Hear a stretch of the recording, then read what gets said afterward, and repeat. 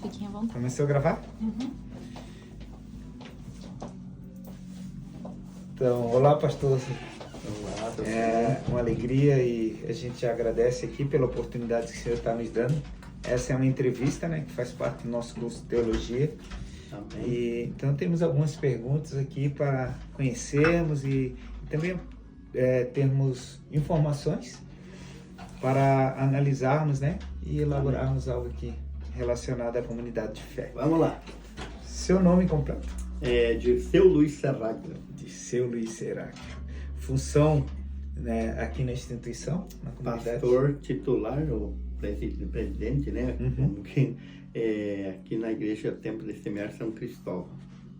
Qual o tempo de atuação na comunidade de fé? Aproximadamente 3 anos. 3 anos. Uhum. E, pastor, qual é a sua formação ministerial? Instituto Teológico Quadrangular, né? Aham. Conhecido como ITQ. ITQ. Há quanto tempo a comunidade de fé está estabelecida? Aqui tá chegando no terceiro ano aqui. Terceiro ano. Essa- E quais são os principais desafios enfrentados pela liderança na atualidade? São muitos, né, os desafios, mas um dos maiores desafios é manter a fé, né, e o engajamento, a comunhão da igreja, porque a gente tem percebido muitas distrações que têm trazido alguns desejos e parece que a igreja às vezes acaba esfriando. Então, nosso maior desafio é manter a igreja na fé, né? Jesus disse que quando ele voltaria, ele falou, por acaso encontrarei fé na terra, né? E esse é um grande desafio, né, pastor? verdade, um desafio para a gente. E quais são e como é a estrutura organizacional da comunidade? Então, nós temos pastores, ainda não temos o presbitério, né? E aí temos os líderes, líder do louvor, os líderes do ministério infantil, cooperadores, enfim. Uhum. Dentro da prática pastoral e aconselhamento, quais são as principais demandas espirituais e sociais dos membros da comunidade? Então, a maior necessidade ou demanda é com famílias, né? A gente tem percebido esfriamento nas famílias, distanciamento um do outro, e é onde a gente mais tem tido procura, né, pastor? Nessa área de família, de casamento, e a gente tem percebido um esfriamento, então, na família, e a gente entende que quando, a gente sempre comenta, quando o casamento está bem, as demais coisas são vencidas, né? Então, se encaixa, vai sendo vencido. Perfeito. Como é realizado o aconselhamento pastoral? Há capacitação específica para quem realiza essa atividade?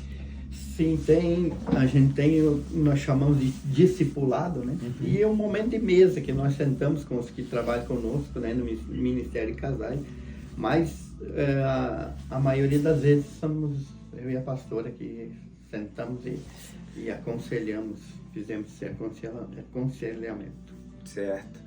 Há projetos de acolhimento ou acompanhamento para pessoas em situações de vulnerabilidade? Se sim, quais? No momento ainda não, pastor. Nós estamos, né, ainda bebês, não na fé, mas considera-se uma igreja nova, né, há pouco tempo. Então temos muitos projetos, sonhos, mas que ainda não saíram do papel. Certo. Da administração e crescimento, a comunidade de fé realiza planejamento estratégico para seu crescimento e desenvolvimento, se sim, como é feito?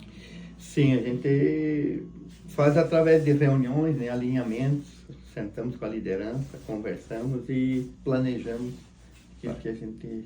Perfeito. Existem ações e eventos específicos para engajamento da comunidade? Sim, durante todo o ano nós realizamos, né, alguns eventos, como casamento coletivo, tivemos agora há pouco tempo, né?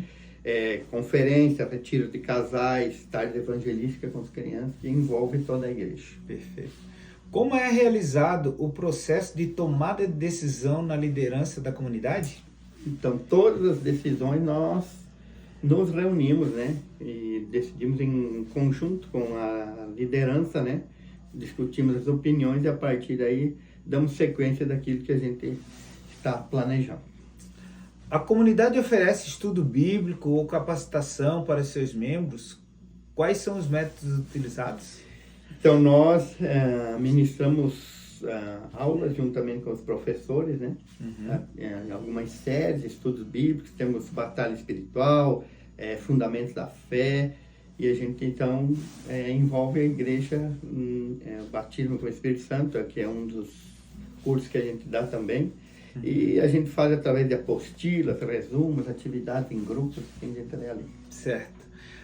Como é feita a seleção dos temas abordados nos estudos e sermões?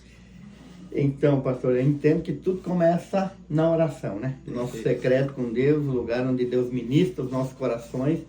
E aí, a partir daí, né, eu busco aquilo que o Senhor colocou no meu coração e eu procuro estudar aquilo que Deus colocou no nosso coração, porque a gente entende que nada melhor que o Senhor sabe aquilo que a igreja precisa ouvir, aquilo que eu preciso ser ministrado. Então, é a partir daí que a gente desenvolve os estudos. Perfeito. Há algum programa para a formação contínua de líderes? A gente tem o chamado discipulado, né, pastor? E a gente senta bastante com os líderes, né? Mas assim, especificamente ainda não temos essa... Sim. Mas eu creio que é algo que capacita, que é a vida na vida, né? E esse discipulado. Com certeza. Liturgia e celebrações. Como são planejadas e organizadas as celebrações e cultos? Então, pastor, cada líder do departamento durante a semana ele já orienta os seus liderados, né? E todo mundo vem na igreja para servir sabendo aquilo que vai ser realizado durante o culto. E eles vêm para as celebrações, né? Já cientes durante a semana o que cada um vai fazer. Vai ter. Há espaço para a participação dos membros na liturgia? Se sim, como que isso acontece? Então, nós damos oportunidade, né? Através das pessoas que estão mais próximas da gente, né? Mais participativa, a gente oportuniza, inicia o culto, faz a oferta, encerra o encerramento do culto, então a gente está sempre... Existem momentos específicos para celebrações litúrgicas diferentes e como são conduzidas? Sim, a gente celebra, né, a Páscoa, Natal, trabalhamos com conscientização, exemplo, o mês amarelo, né, outubro rosa e o novembro azul, e tudo isso envolvendo a igreja. Então, as perspectivas futuras, pastor Disseu, quais são os planos futuros para a comunidade de fé? Então, a gente tem muitos planos, né? E um é o crescimento da igreja, que a igreja vem expandir, ser relevante na nossa cidade, né? Juntamente com o nosso pastor Serginho, né? Essa igreja pode ser relevante cada dia mais. Mas a gente sonha num crescimento de uma igreja não só em pessoas, mas em conhecimento, né? A Bíblia diz conhecer, crescer no conhecimento e na graça. Então, essa é a nossa... E para isso a gente precisa capacitar pessoas, né? Para que estejam ao nosso lado, para ajudar, né? Nesse trabalho tão árduo, né? E nessa expansão da igreja. Há algum projeto específico para atender as demandas emergenciais da sociedade, questão social, saúde mental, justiça social, etc.? Pois a gente tem alguns, pastor, que eu penso ser até relevantes, que são... A gente faz bastante tarde evangelística, né? A gente faz teatro, leva alimentação e através do teatro a gente ministra a palavra de Deus, né? Que é com crianças, né? Temos um sonho ainda não realizado, que é o projeto solidário, né? O mercado solidário, aliás. E nós temos também um projeto que a pastora faz, que é Bebê a Caminho, que nós auxiliamos todas as mães, principalmente carentes, né? Que não têm muitas condições, a gente traz na igreja, faz um momento aqui com as mulheres. E aí, tudo que é arrecadado, a gente passa para essa família. Que bênção, cara. Como a comunidade busca adaptar-se às mudanças culturais e sociais contemporâneas? Pois é, pastor, a gente entende que a palavra de Deus, ela é a base de tudo, né, pastor? Entendemos que, mas também entendemos que a tecnologia, a linguagem, a comunicação, elas estão presentes no nosso dia a dia, né? Então, nós precisamos nos adaptar a essa realidade, né, pastor? E é uma forma que a gente usa de evangelizarmos, né? Então, a gente precisa estar adaptados e entender que essa é uma ferramenta que Deus colocou na nossa mão, que serve também para evangelizar, né? Perfeito. Entendemos que é algo que vem também para acrescentar na nossa vida. Então não podemos fechar, né? Então eu entendo isso que o senhor está falando, é desafiador, mas mas mantendo a essência, é algo que é fundamental, né? Até para o conhecimento, para a expansão, né? Do conhecimento que quer ser passado. Então, pastor Disseu, muito obrigado por sua disponibilidade, tá?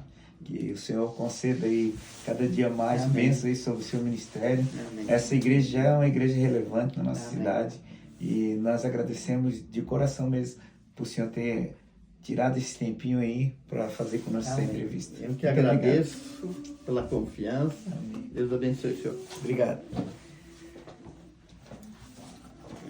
E aí, você não ficou